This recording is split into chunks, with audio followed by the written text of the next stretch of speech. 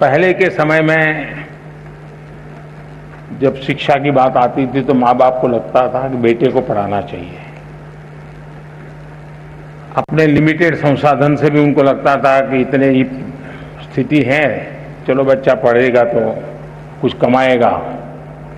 और कभी कभी कुछ माँ बाप ये भी कह देते थे, अरे बेटी को पढ़ा के क्या करना है भाई, उसको नौकरी थोड़ी करवानी है, अब वो तो अपना ससुराल जाएगी, वो अपना जिंदगी का गुजारा कर लेगी। ये मानसिकता का कोई एक कालखंड था। हो सकता है आज भी कुछ गांवों में कहीं पर इस प्रकार की मानसिकता बची हुई होगी, लेकिन बाय एंड लार्ज आज स्थितियां बदली है और समाज बेटियों के सामर्थ्य को जानने में अगर पीछे रह गया तो वो समाज कभी आगे नहीं बढ़ सकता।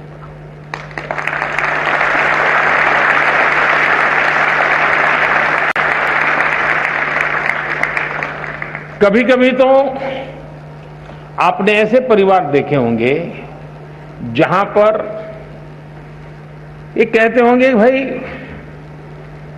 बेटा तो होना ही चाहिए ताकि बुढ़ापे में काम आएगा, बेटी तो क्या है, वो तो ससुराल चली जाएगी, वो क्या काम की। ऐसी भी एक सोच हमारे समाज में है और कभी तो थी। लेकिन इतिहास अनुभव करता है और मैं इन चीजों को बड़ी बारीकी से देखता हूं।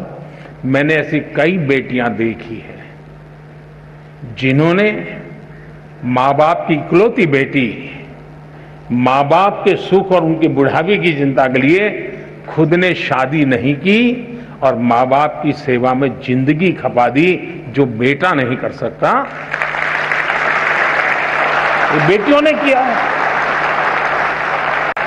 और मैंने ऐसे भी परिवार देखे हैं कि घर में 4 बेटे हैं, 4 बेटों को 4 बंगला है, सुख चैन की जिंदगी है, दुख कभी देखा नहीं है, लेकिन मां बाप वृद्धाश्रम में जिंदगी गुजार रहे हैं। ऐसे भी बेटे मैंने देखे। इसलिए पहली बात है, समाज के अंदर बेटे बेटी एक समान, कोई भेदभाव नहीं, ये आज के युग की अनिवार्यता है और हर युग की अनिवार्यता है। और भारत में कुछ विकृतियां आई हैं, आने के कुछ कारण रहे होंगे, लेकिन ये देश गर्व कर सकता है। अगर गवर्नेंस की बात याद करें तो किसी जमाने में अहल्या देवी का नाम आता था बेस्ट गवर्नेंस के रूप में। कभी वीरता की बात आए तो रानी की झांसी लक्ष्मीबाई का नाम आता था वीरता के लिए। बेटियां ही तो थी। यानी कोई युग ऐसा नहीं होगा। और हमारे यहां तो विदुषी, ज्ञान का भंडार बेटियों ने करके दिखाया है। तो पहले तो हमारी अपनी मानसिकता, दूसरा आज स्थिति बदली हुई है। आज तो आप देखेंगे नए जो बच्चे स्कूल आते हैं ना, तो बेटों से ज्यादा बेटियों की संख्या होती है, ये हिसाब आ रहा है।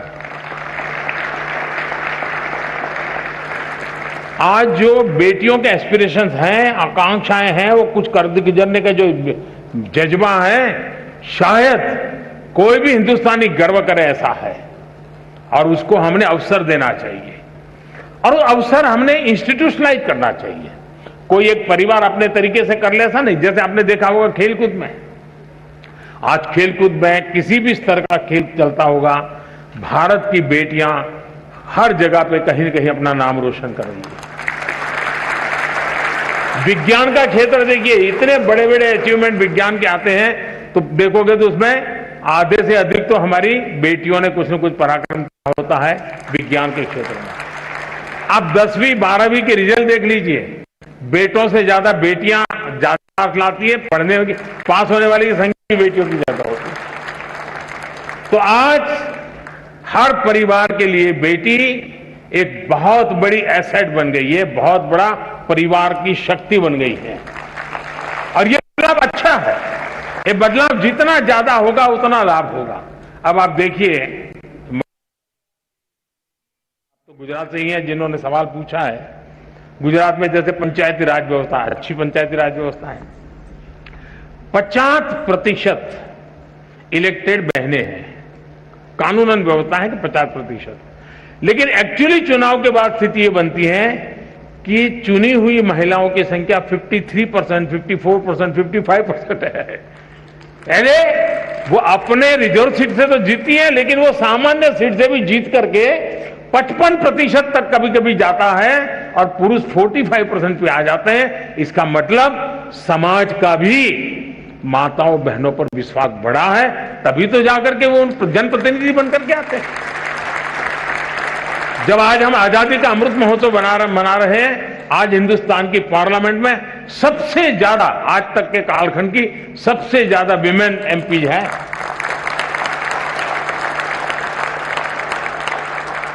और गांव में भी देखा जा रहा है कि जो पढ़ी लिखी बेटियां हैं उनको लोग ज्यादा चुनना पसंद करते हैं।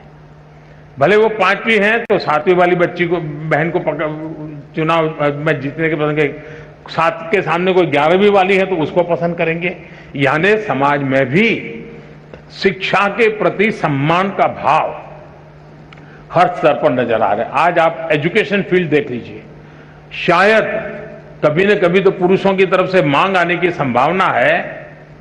मैं किसी को रास्ता नहीं दिखा रहा हूं, पॉलिटिकल पार्टी वालों को, लेकिन कभी कभी संभावना है कि पुरुष जुलूस निकालेंगे कि टीचर में हमारा इतना % आरक्षण तय करो, क्योंकि ज्यादातर टीचर हमारी माताएं बहनें हैं। उसी प्रकार से नर्सिंग में ज्यादातर जो सेवा भाव, मातृभाव होता है, वह आज नर्सिंग के क्षेत्र में भारत का गौरव बढ़ा रहा है। भारत की नर्सिंग दुनिया में जहां जा रही है, भारत की आन बान शान बढ़ा रही है। इवन पुलिसिंग में, पुलिसिंग के अंदर आज हमारी बेटियां बहुत बड़ी मात्रा में आ रही हैं।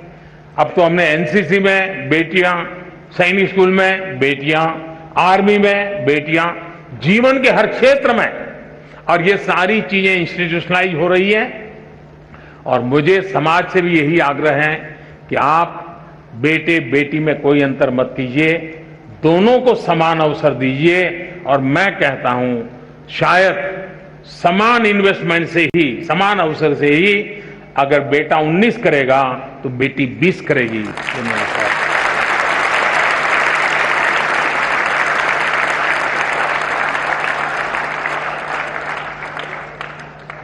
श्रद्धेय प्रधानमंत्री जी, बेटियां घर, समाज, राष्ट्र की शोभा है।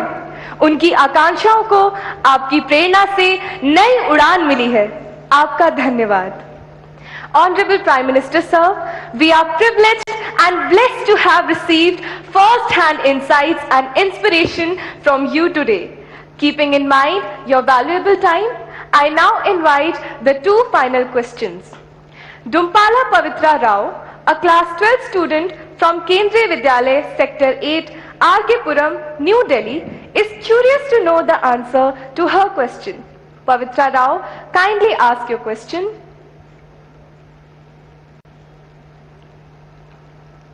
या माइक दीजिए।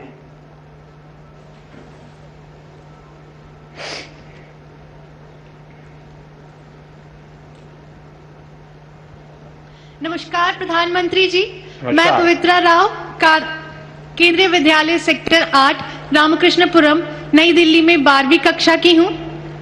माननीय प्रधानमंत्री जी, जैसा कि हमारा भारत और तरक्की करने के लिए अग्रसर है, इसको कायम रखने के लिए हमारी नई पीढ़ी को और क्या कदम उठाने होंगे?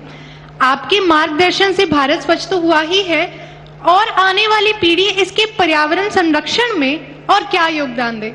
कृपया मार्गदर्शन करें। धन्यवाद sir. Thank you Pavitra.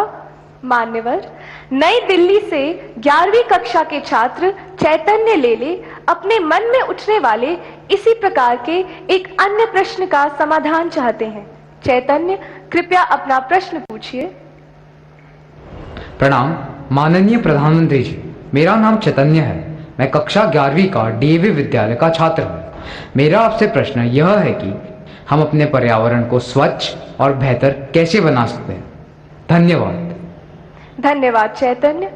Honorable Prime Minister Sir, the youth of India, just like Pavitra and Chaitanya, want to breathe in a clean and green India, a dream close to your heart. We all wish to know how to keep India and our environment pristine and perfect in every sense of the word. We all look forward to your guidance, sir. वैसे ये परीक्षा पे चर्चा से जुड़ा विषय तो नहीं है, लेकिन जैसे परीक्षा के लिए अच्छा एनवायरनमेंट चाहिए, वैसे पृथ्वी को भी एक अच्छे एनवायरनमेंट की जरूरत होती है। और हम लोग तो पृथ्वी को मां मानने वाले लोग हैं। मैं सबसे पहले तो आज मुझे अवसर दिया है तो मैं सार्वजनिक रूप से हमारे देश के बच्चों को, बालक बालिकाओं का हृदय से धन्यवाद करना चाहता हूं।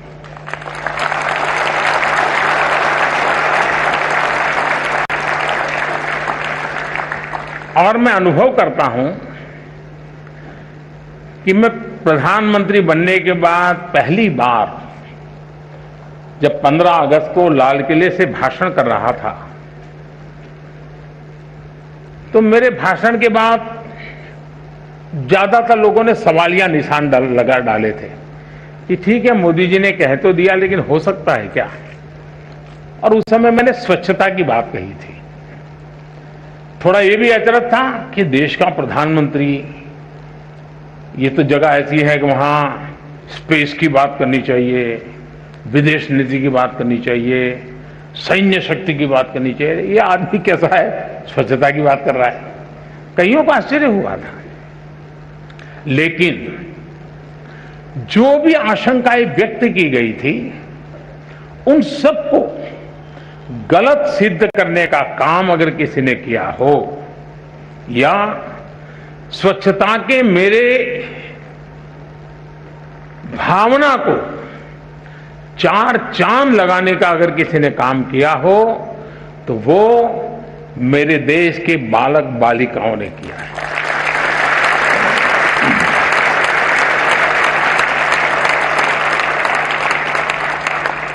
स्वच्छता की इस यात्रा में आज हम जहां भी पहुंचे हैं, अगर उसकी मैं सबसे ज्यादा क्रेडिट अगर किसी को देता हूं, तो मेरे देश के बालक बालिकाओं को देता हूं।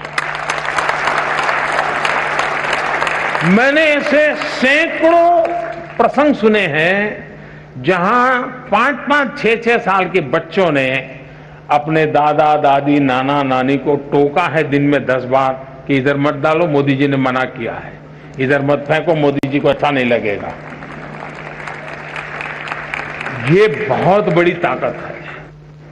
और आप शायद उसी पीढ़ी के होने के कारण आपने भी उसी भावना के साथ सवाल पूछा है। मैं आपके सवाल का स्वागत करता हूं। ये बात सही है कि आज पूरा विश्व ग्लोबल वार्मिंग के कारण, एनवायरनमेंट के कारण बहुत परेशान है। और उसका मूल कारण है कि हमने अपने संसाधनों का मिसयूज किया है। हमारे पास परमात्मा ने जो व्यवस्थाएं दी हैं, उसको हमने बर्बाद कर दिया है।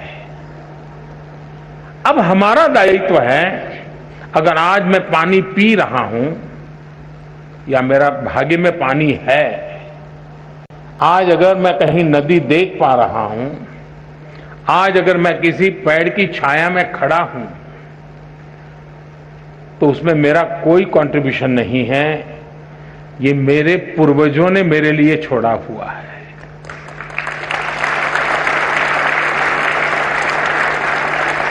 जिस चीज को आज मैं उपभोग कर रहा हूं, वो मेरे पूर्वजों ने मेरे लिए दिया है। क्या मेरे बाद की पीढ़ी को मुझे भी कुछ देना चाहिए कि नहीं देना चाहिए? देना चाहिए कि नहीं देना चाहिए?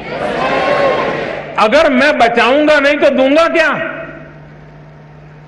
और इसलिए जैसे हमारे पूर्वजों ने हमें दिया, उनका ऋण स्वीकार करने के लिए और हमारी आगे की पीढ़ी को देने के लिए जिम्मेवारी स्वीकार करते हुए हमने अपना दायित्व निभाना चाहिए।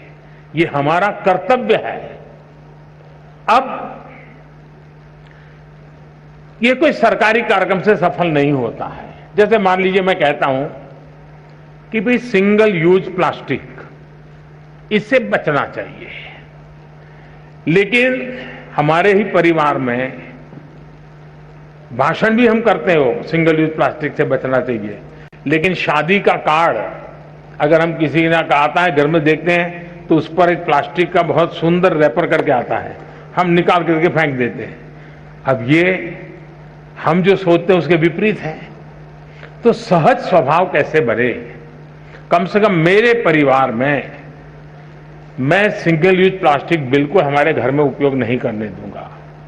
तो हम एनवायरनमेंट के लिए कुछ न कुछ मदद कर रहे हैं, और अगर देश के सभी बच्चे इस काम को करने लग जाएं तो फिर आज जो हमारे, आपने देखा होगा, मैं गुजरात में पशु आरोग्य मेले लगा रहा था जब मैं मुख्यमंत्री था, और पशु आरोग्य मेले लगाता तो आपको हैरानी होगी, मैं गुजरात के अंदर पशुओं की दांत की ट्रीटमेंट, डेंचर ट्रीटमेंट करवाता था, पशुओं को मोतीबिंदु होता है, मोतीबिंदु का काम करता था, और कुछ पशुओं के ऑपरेशन करने पड़ते थे। तो मैं एक बार एक गाय देखा, उसके पेट में से कम 40 केजी प्लास्टिक निकला था।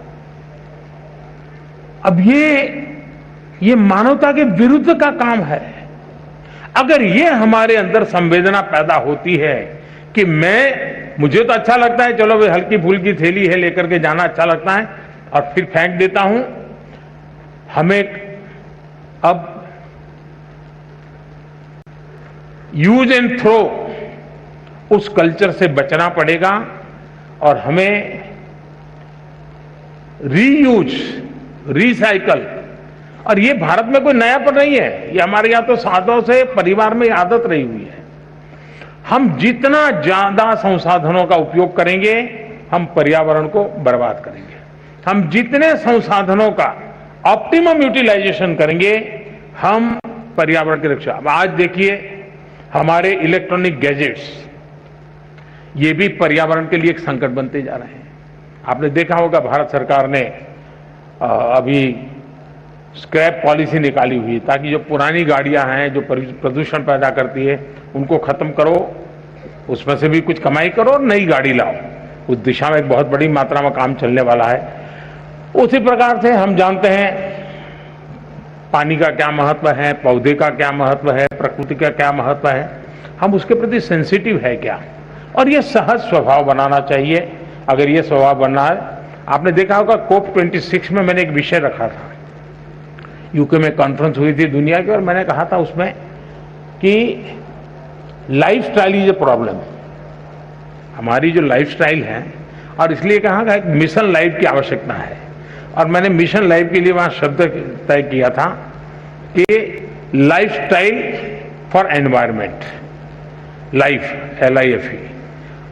मैं समझता हूं कि हम भी अपने जीवन में, बहुत छोटी आयु है, 4 मंजिला मकान है और हम भी लिफ्ट में जाते हैं, अरे हम कोशिश करें हम चढ़ जाएंगे, क्या है, तो हमारा हेल्थ भी को भी फायदा होगा, हम एनवायरनमेंट को मदद करेंगे। छोटी छोटी चीजें हम अपने जीवन में लाएंगे, और इसलिए मैंने कहा था कि हमें दुनिया में P3 मूवमेंट चलाने की जरूरत है, pro planet people, pro planet people. ये P3 मूवमेंट,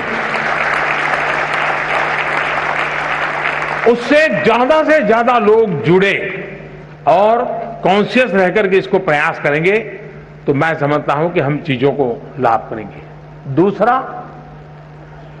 हम आज जब देश आजादी का अमृत महोत्सव मना रहा है, आजादी के 75 साल, आज की जो पीढ़ी है वो अपने जीवन की सबसे सफल पलों से गुजरती होगी, तब देश शताब्दी मनाता होगा।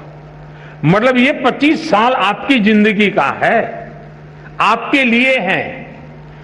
आपका योगदान इस 25 साल में क्या हो ताकि हमारा देश उस जगह पे पहुंचे, हम गर्व के साथ देश की शताब्दी आन बान शान के साथ दुनिया के सामने एक चेहरा ऊंचा रख करके मना सके, हमने अपने जीवन को उससे जोड़ना चाहिए। और उसका एक सिंपल सा मार्ग है कर्तव्य पर बल देना। अगर मैं मेरे कर्तव्यों का पालन करता हूं, मतलब कि मैं किसी के अधिकार की रक्षा करता हूं, फिर कभी उसको अधिकार के लिए मांग करने के लिए निकलना ही नहीं पड़ेगा। आज समस्या ये है कि हम कर्तव्यों का पालन नहीं करते हैं, इसलिए अधिकार के लिए उसको लड़ना पड़ता है। हमारे देश में किसी को अपने अधिकारों के लिए लड़ना न पड़े, ये हमारा कर्तव्य है और उस कर्तव्य का उपाय भी हमारा कर्तव्यों का पालन है। अगर हम कर्तव्यों का पालन करते हैं, हमारे लिए जो जिम्मेवारियां हैं उसको पूरा करते हैं। अब देखिए, हमारे देश ने, पूरे दुनिया के लोग, हमारे यहां तो इन चीजों की चर्चा करते हैं तो लोगों को डर लगता है कहीं मोदी के खाते में हो जाएगा, मोदी का जय जयकार हो जाएगा, इसलिए जरा संकोच करते हैं इसका जय जयकार करने में। लेकिन जो हमारे यहां वैक्सीनेशन हुआ है, उसमें भी जब मैंने स्कूली बच्चों के लिए वैक्सीनेशन शुरू किया और जिस तेजी से हमारे देश में बच्चों ने दौड़ दौड़ करके वैक्सीन ले लिया, ये अपने आप में बहुत बड़ी घटना है। आप सबका वैक्सीनेशन हो गया है? हाथ ऊपर करिए, हाथ ऊपर करिए। सबका वैक्सीनेशन हो गया? अगर दुनिया के किसी देश में ऐसे सवाल को पूछने की हिम्मत नहीं कर सकता है, हिंदुस्तान के बच्चों ने भी ये करके दिखाया है कि मतलब कि हमने अपना कर्तव्य का पालन किया। ये कर्तव्य का पालन भारत की आन बान शान बढ़ाने का कारण बन गया है। उसी प्रकार से हमारे देश को आगे बढ़ाना हो, प्रकृति की रक्षा करनी हो, पर्यावरण की रक्षा करनी हो, तो मुझे पक्का विश्वास है कि हम अपने कर्तव्य को सजगता रूप अगर लगाएंगे, काम करेंगे, तो हम इच्छित परिणाम प्राप्त कर सकते हैं।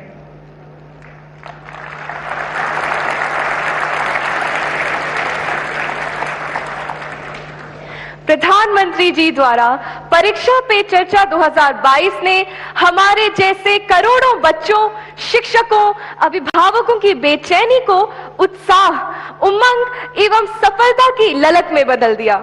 हम कृतज्ञ हैं माननीय प्रधानमंत्री जी, आपके स्वर्णिम उद्बोधन के लिए हम अत्यंत आभारी हैं।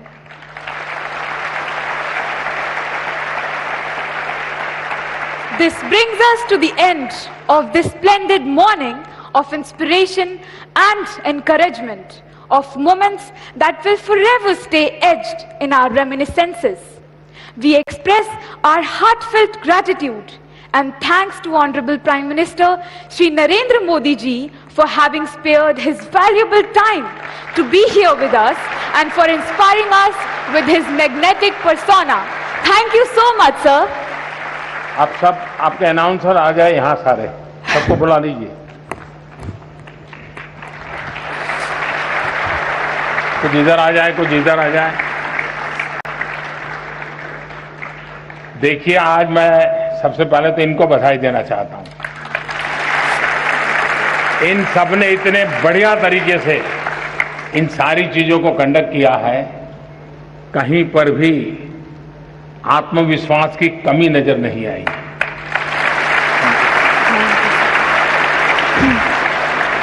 आपने भी बारीकी से ऑब्जर्व किया होगा, मैं बराबर ऑब्जर्व करता था। ऐसा सामर्थ्य यहां बैठे हुए हर एक में होगा, जो टीवी पर देखते होंगे उनमें भी होगा और जो नहीं देखते होंगे उनमें भी होगा।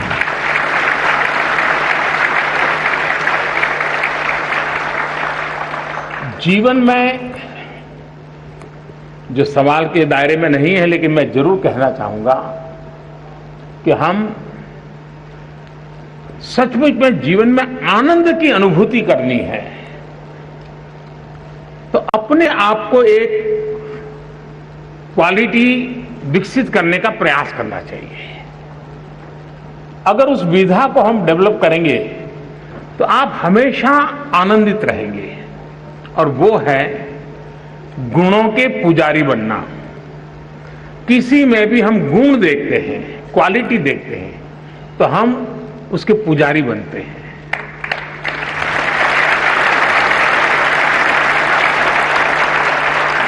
उससे उसको तो ताकत मिलती है, हमें ताकत मिलती है, हमारा स्वभाव बन जाता है कि जहां भी देखें अच्छी चीजों को ऑब्जर्व करें, कैसे अच्छा है वो ऑब्जर्व करें, उसको हम स्वीकार करने का प्रयास करें, खुद को उसमें ढालने का प्रयास करें, इनोवेट करने का प्रयास करें, जोड़ने का प्रयास करें। अगर हम ईर्ष्या भाव पनपने देते हैं, देखो यार ये तो मेरे से आगे हो गया, देखो उसका कुर्ता तो मेरे से भी ज्यादा अच्छा है, देखिए यार ये इसके तो परिवार में इतना अच्छा वातावरण है, उसको तो कोई तकलीफ ही नहीं है। अगर यही कंपटीशन मन में पड़ी रहती है तो हम धीरे धीरे धीरे धीरे धीरे बहुत ही अपने आप को छोटा करते जाते हैं, हम कभी बड़े नहीं बन सकते। हम औरों के सामर्थ्य को, औरों की विशेषताओं को, औरों की शक्तियों को जानने समझने का सामर्थ्य विकसित करेंगे तो उन विशेषताओं को अपने में लाने का सामर्थ्य अपने आप विकसित होना शुरू हो जाएगा।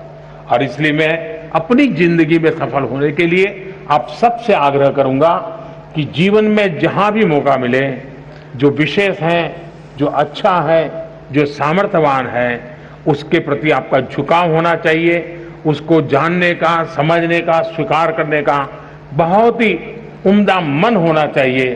कभी भी ईर्ष्या का भाव नहीं होगा, कभी भी हमारे मन में प्रतिशोध की भावना पैदा नहीं होगी, हम एक बड़े आनंद और सुख की जिंदगी जी पाएंगे।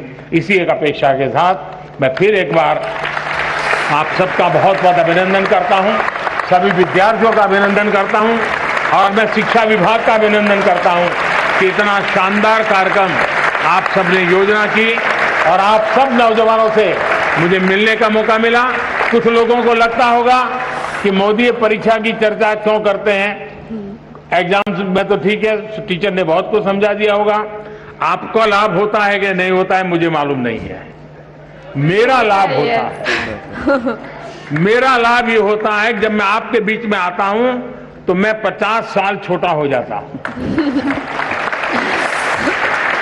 और मैं अपने आप को आपकी उम्र से कुछ सीख करके ग्रो करने की कोशिश करता हूं।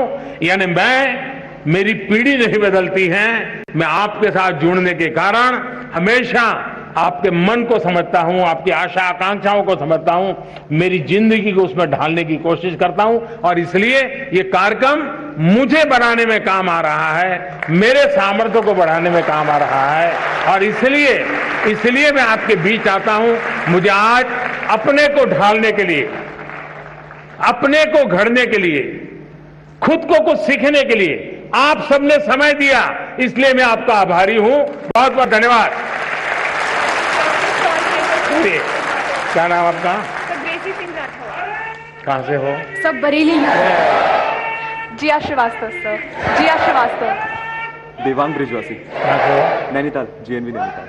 पद्मा कहां से हो? ले लद्दाख। सृजन वर्मा सर, गया बिहार। चलिए, बहुत आनंद। धन्यवाद सर। धन्यवाद sir. Thank you sir. These moments will remain forever etched in the hearts and minds of the students present here. माननीय प्रधानमंत्री श्री नरेंद्र मोदी जी ने देश और विदेश के बच्चों के साथ एक इनफॉर्मल इंटरैक्टिव सेशन में परीक्षा पर चर्चा की। क्लास के इम्तिहान और जीवन के इम्तिहान की तैयारी कैसे करनी चाहिए और उनका सामना कैसे करना चाहिए, ये हमें समझाया। पर्यावरण और जल संरक्षण पर ध्यान विशेष तौर पर देना चाहिए और अपने कर्तव्यों का पालन सजग होकर करना चाहिए, ये उनका संदेश था। बच्चों के लिए ये पल कभी न भूलने वाले हैं। वो बच्चे जो यहाँ मौजूद हैं और इस कार्यक्रम को देश विदेश में देख रहे हैं, उनको प्रेरणा मिल रही है कि अपने एग्जाम्स की तैयारी कैसे की जाए, बिना स्ट्रेस के प्रसन्नता से पढ़ाई की जाए ताकि एग्जाम्स भी अच्छे हों, माता पिता भी खुश हों और टीचर्स भी खुश रहें।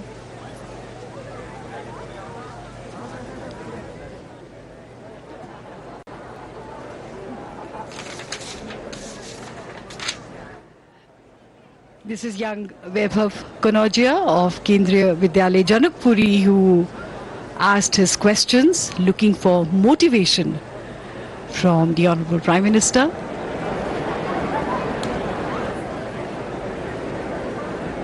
Children always love to come up to the Prime Minister to shake his hand, and the Honorable Prime Minister always indulges children, always a one-to-one conversation with every child as far as possible.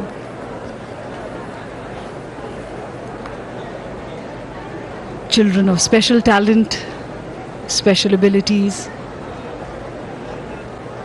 children of India who want to excel with the inspiration of the Honorable Prime Minister for themselves and for the country. प्रधानमंत्री जी ने बच्चों को कहा कि अपने आप को पहचानना चाहिए, सेल्फ असेसमेंट करनी चाहिए और उस पहचान से अपनी दुनिया में पहचान बनानी चाहिए। बच्चों की आंखों में चमक से यूं लगता है कि प्रधानमंत्री जी का जो मैसेज है, जो संदेश है, उन तक पहुंचा है और एक नई ऊर्जा मानो यहाँ पर लहरा गई हो। बच्चों को एक नई उम्मीद मिली हो और स्वयं प्रधानमंत्री जी के लिए इस तरह के सेशन बहुत ख़ास होते हैं। उन्होंने खुद कहा कि उन्हें ऐसा लगता है कि जैसे उनकी अपनी उम्र 50 साल कम हो गई हो और वो भी युवा बन गए हों।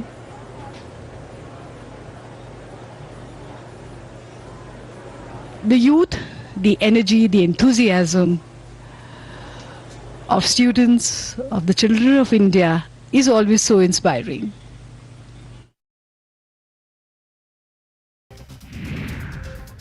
सियासी संकट के बीच पाकिस्तान के पीएम इमरान खान ने देश को संबोधित किया। इमरान खान ने कहा कि पाकिस्तान के लिए कुछ नया करने के लिए राजनीति में आया था, मेरा मकसद हमेशा पाक था। केंद्र सरकार ने पूर्वोत्तर में सशस्त्र बल विशेष अधिकार अधिनियम को लेकर बड़ा फैसला लिया है। केंद्र ने दशकों बाद नागालैंड, असम और मणिपुर राज्यों में अफस्पा का दायरा कम करने का फैसला किया है। केंद्रीय गृह मंत्री अमित शाह ने सोशल मीडिया पर इसकी जानकारी दी।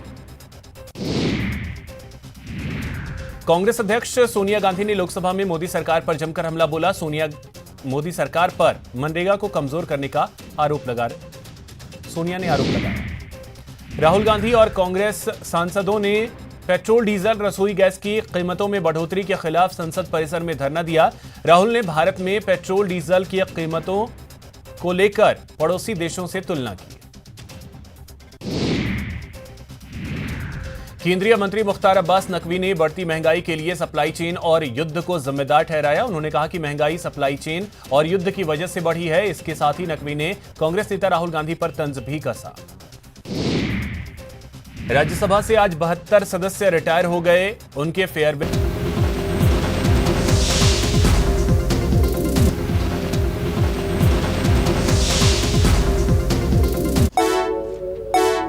क्या खुशी है। सियासी संकट के बीच पाकिस्तान के पीएम इमरान खान ने देश को संबोधित किया। इमरान खान ने कहा कि पाकिस्तान के लिए कुछ नया करने के लिए राजनीति में आया था, मेरा मकसद हमेशा पाक था। केंद्र सरकार ने पूर्वोत्तर में सशस्त्र बल विशेष अधिकार अधिनियम को लेकर बड़ा फैसला लिया है। केंद्र ने दशकों बाद नागालैंड, असम और मणिपुर राज्यों में अफस्पा का दायरा कम करने का फैसला किया है। केंद्रीय गृह मंत्री अमित शाह ने सोशल मीडिया पर इसकी जानकारी दी।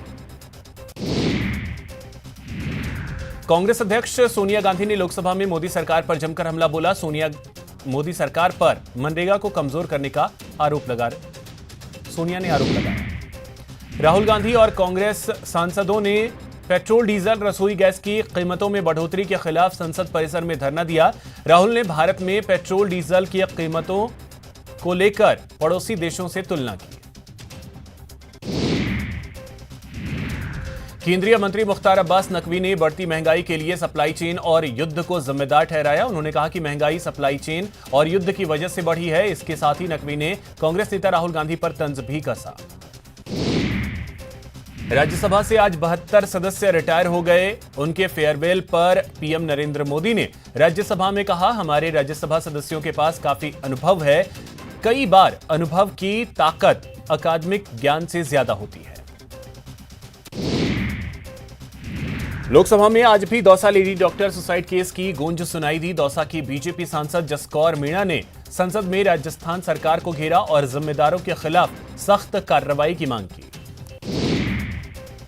सीएम गहलोत ने प्रदेश की कानून व्यवस्था को लेकर आज फिर बड़ी बैठक की। सीएम ने समीक्षा बैठक के दौरान पुलिस अफसरों को सख्त हिदायत देते हुए कहा कि कोई भी व्यक्ति कानून से ऊपर नहीं है।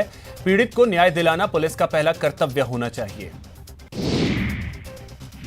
नेता प्रतिपक्ष गुलाब चंद कटारिया ने उदयपुर की गुरुकुल यूनिवर्सिटी के खिलाफ मोर्चा खोल दिया है। कटारिया ने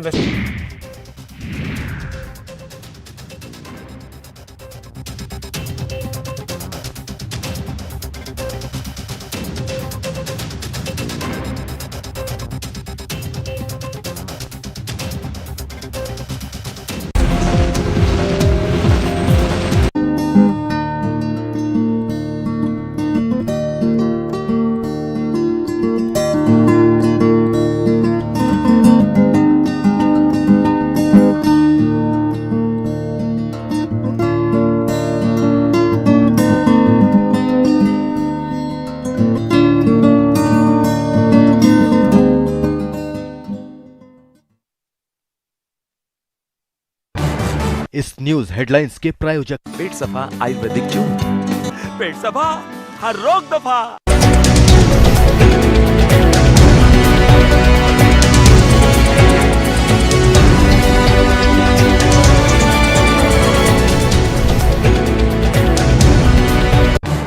इस न्यूज हेडलाइंस के प्रायोजक पेट सफा आयुर्वेदिक जूस, पेट सफा